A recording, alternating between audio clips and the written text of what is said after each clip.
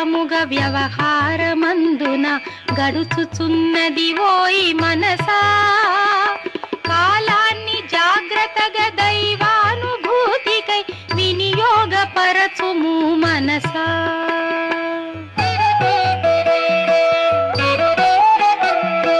హృదయంబు లోపల కామాది శత్రువులు బాధించుచున్నారు మనసా. హృదయంబు లోపల కామాది శత్రువులు బాధించుచున్నారు మనసా. శత్రుజాలమునంత హృదయ పీఠము నుండి తరిమివేయుము ఓయి మనసా.